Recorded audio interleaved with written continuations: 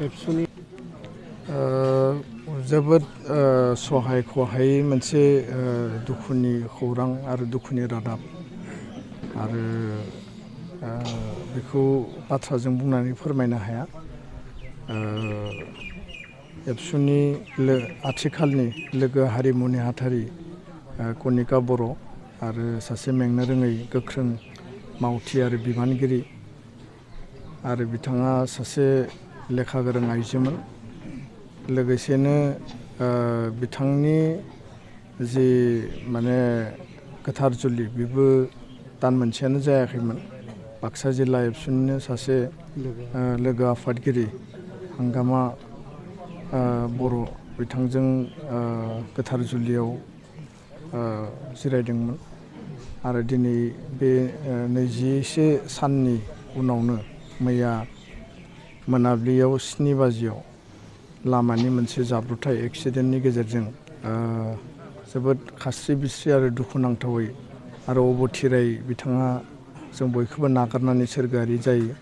आं गिबियावनो बिथांनि सोरगोआरि जिउमाया इसोरनि खाथियाव आलो गोजोनै जाहाथे जायगा मोनो बिनि थाखाय दुलाराय बर' फरायसा आफादनि जानानै आरो बर' माहारिनि जानानै माहारि सिबिग्रा सासे गोख्रों बिबानगिरिनि बेबायदि अबथिरा गोमानायाव आं आनान गसाइखौ नि खाथियाव आर'ज गाबदों।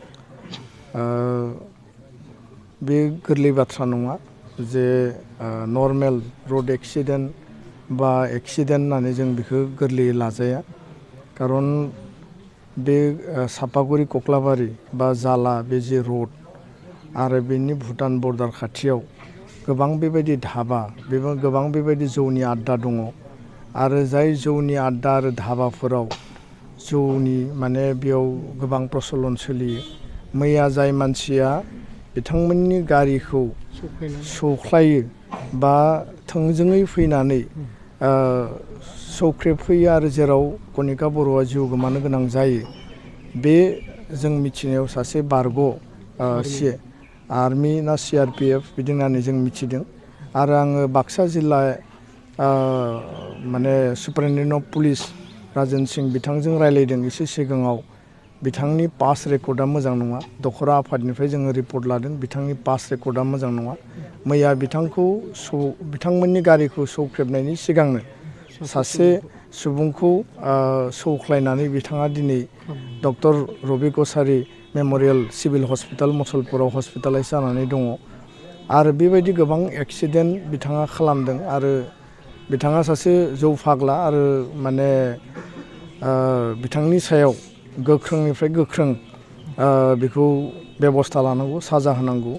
आरो बियो मोनसे माने एक्सिडेन्ट नङा, बे मोनसे मार्डार केस होननानैसो आं बुंनो सानो थोंजोङै।